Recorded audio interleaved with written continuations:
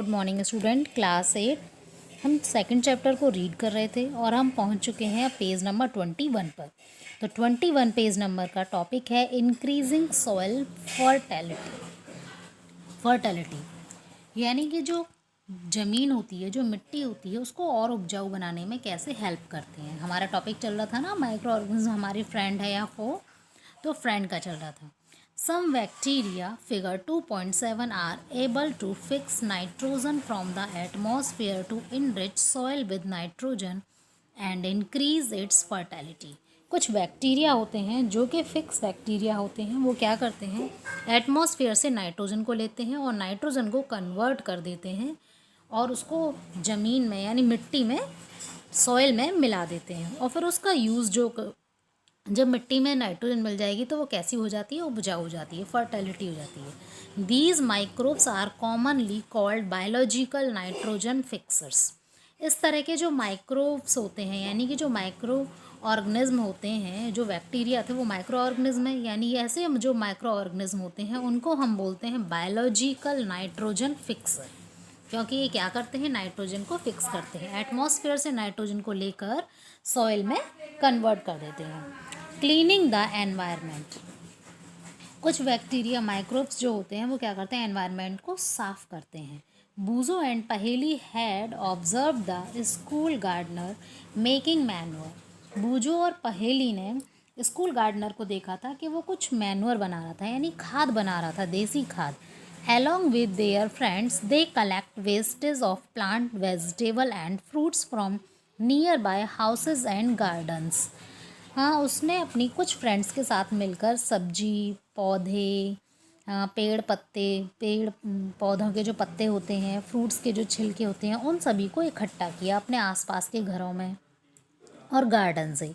They put them into a pit meant of waste disposal, और उसने उन सभी को वेस्ट डिस्पोजल में कलेक्ट करके इकट्ठा कर दिया।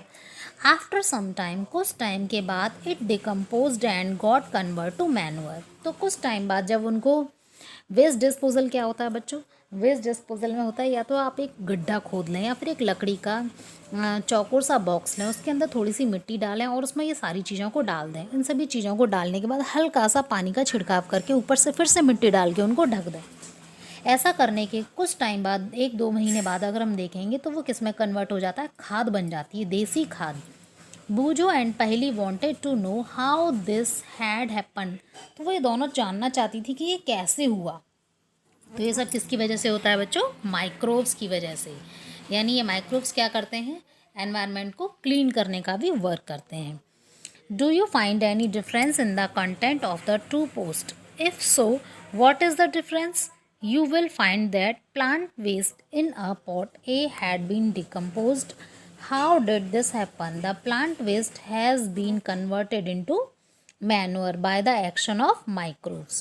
तो ये जो भी डिकम्पोज किया था, वेस्ट डिस्पोजल, इन सभी सब्जी वगैरह के छिलकों को इकट्ठा किया था, तो वो किस में कन्वर्ट हो गए थे, मैन्योर में। तो वो किसकी वजह से हो गए थे, वो हुए थे जो कन्वर्ट हुए थे वो हुए थे एक्शन ऑफ माइक्रोब्स, यानी माइक्रो ऑर्गेनिज्म ने जो वर्क किया उसकी वजह से हुआ। The nutrients released in the process can be used by the plant again. Did you notice that in pot B, that polythene bag, empty glasses, bottle, broken toy parts did not undergo any such changes? The microbes could not act on them and convert them into the manure. ये students, ये एक activity थी, activity 2.5। उसके according 2 pot लिए थे। एक pot में तो सब्जी के छिलके, पेड़ पौधे, फलों के छिलके, और पॉट बी में क्या रखा था, कांच के ग्लास वगैरह थे, प्लास्टिक के बैग थे, उन सभी को रखा गया था। तो जो पॉट ए था वो तो कन्वर्ट हो गया, लेकिन पॉट बी कन्वर्ट नहीं हुआ, क्योंकि वो माइक्रो ऑर्गेनिज्म उनमें वर्क नहीं कर सकते। You often see large amount of dead organism matter in the form of the decaying plants and sometimes decaying animals on the ground.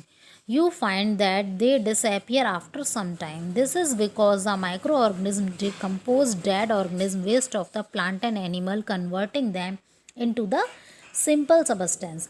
These substances are again used by other plants and animals. Thus, microorganisms can be used to degrade the harmful and smelly substance and thereby clean by up the environment. इसी तरह से students, जो जंगल वगैरह होते हैं वहाँ पर अगर कोई एनिमल की डेथ हो गई तो क्या होता है कि चील, कौवे, शेर वगैरह उनको खा जाते हैं। उसके बाद में भी उनके जो बॉडी पार्ट्स पड़े रह जाते हैं, उनको कोई वहाँ उठाता तो है नहीं। तो क्या होता है स्टूडेंट्स, उनके अंदर माइक्रो ऑर्गेनिज्म पैदा हो जाते हैं, बैक्टीरिया वगैरह, और वो उसको खाते रहते हैं और धीरे धीरे उसको पूरा वहाँ से ख़त्म कर देते हैं। तो इस तरह से हम उनको क्या बोलते हैं, सफाई कर्मचारी, यानी कि साफ़ करने का काम भी वो करते हैं। और ये माइक्रो ऑर्गेनिज्म जो होते हैं वो डेड ऑर्गेनिज्म को ही साफ़ करते हैं।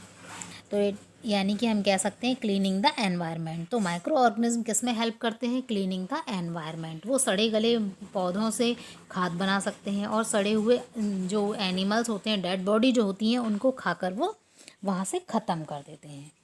ओके स्टूडेंट, तो आज हमारा जो टॉपिक है फ्रेंड्स वाला, के जो माइक्रो ऑर्गेनिज्म होते हैं वो हमारे दोस्त होते हैं, ये हमारा कंप्लीट हो चुका है। ओके स्टूडेंट, तो चलिए अब हम पढ़ते हैं जो माइक्रो ऑर्गेनिज्म है ये हार्मफुल भी होते हैं। Harmful micro organism, microorganisms are harmful in many ways. Some of the microorganisms cause disease in human beings, plants and animals. Micro organism हमें नुकसान भी पहुंचाते हैं, सबसे ज़्यादा नुकसान पहुंचाते हैं ये इंसानों में, जानवरों में और पौधों में बीमारी के रूप में। ये बीमारियां फैलाते हैं, रोग फैलाते हैं। Such disease causing micro organism are called pathogens. जो इस तरह की बीमारियां होती हैं, डिजीज़ होती हैं, उन्हें ये माइक्रो ऑर्गेनिज्म फैलाते हैं, उनको बोलते हैं पैथोजेंस। ठीक है स्टूडेंट, क्या बोलते हैं, pathogens. Some microorganism spoil food, clothing and leather. Let us study more about their harmful activities. कुछ माइक्रो ऑर्गेनिज्म क्या करते हैं, खाने को ख़राब कर देते हैं, कपड़ों को ख़राब कर देते हैं, लेदर को ख़राब कर देते हैं। इसको अब हम डीपली स्टडी करेंगे। ओके स्टूडेंट, फर्स्ट है disease causing micro organism in humans. इंसानों के अंदर वो माइक्रो ऑर्गेनिज्म जो रोग फैलाते हैं, रोगों के कारण बनते हैं। The pathogens enter our body through the air we breathe, the water we drink और the food we eat.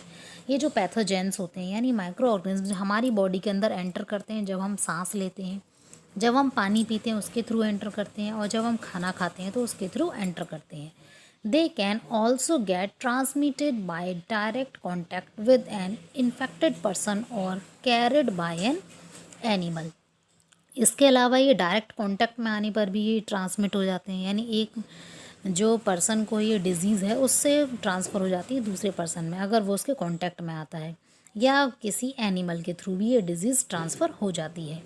Microbial disease that can spread from an infected person to a healthy person through the air, water, food or physical contact are called the communicable disease. Student इसको आप underline कर लेंगे, communicable disease को।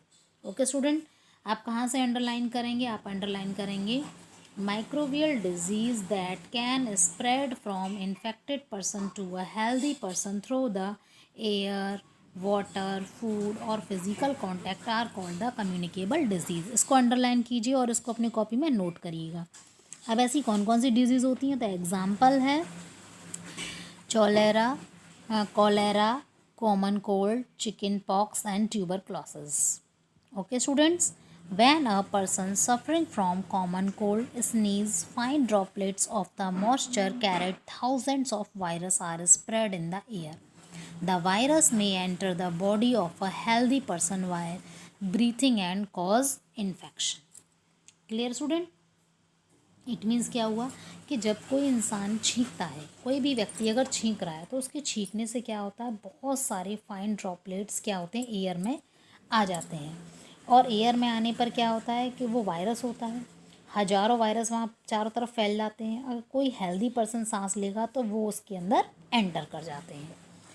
There are some infect an animal which act as a carrier of disease causing microbes. अब ये जो कुछ insects होते हैं और जो कुछ जानवर होते हैं वो क्या करते हैं, इन रोगाणुओं को, इन माइक्रोब्स को एक जगह से दूसरी जगह ले जाते हैं, तो इनको बोलते हैं carrier of disease causing microbes, यानी कि ये रोग वाहक कीटाणु कहलाते हैं। House fly is one such carrier. इनमें से सबसे प्रमुख स्टूडेंट्स हाउस फ्लाई है, मक्खी है। आप जानते भी हो, हम ध्यान रखते हैं ना कि खाने पीने में कोई मक्खी ना गिरे, खाने को तुरंत ढक दो, कोई मक्खी वगैरह ना आकर बैठ जाए। क्यों? क्योंकि the flies sit on the garbage and animal excreta Pathogens stick to their bodies. When these flies sit on uncovered food, they may transfer the pathogens. Whoever eats the contaminated food is likely to get sick. So it is advisable to always keep food covered.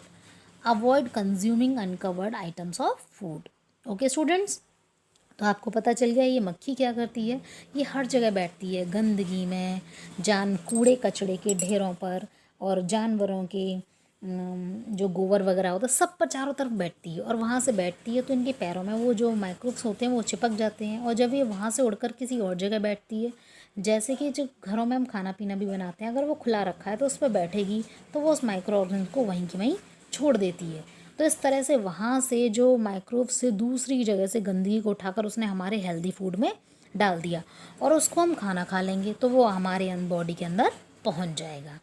तो इसी तरह से मक्खी को क्या बोला जाता है, career of disease causing microbes. इसी वजह से हमें हमेशा क्या करना चाहिए, खाने को ढककर रखना चाहिए। और अगर कहीं पर खाना खुला हुआ रखा है, जैसे कि बाहर शॉप वगैरह पर रखा रहता है, उसको हमेशा अवॉइड करना चाहिए खाने से। ओके स्टूडेंट, तो चलिए आज के लिए इतना ही। Thank you student.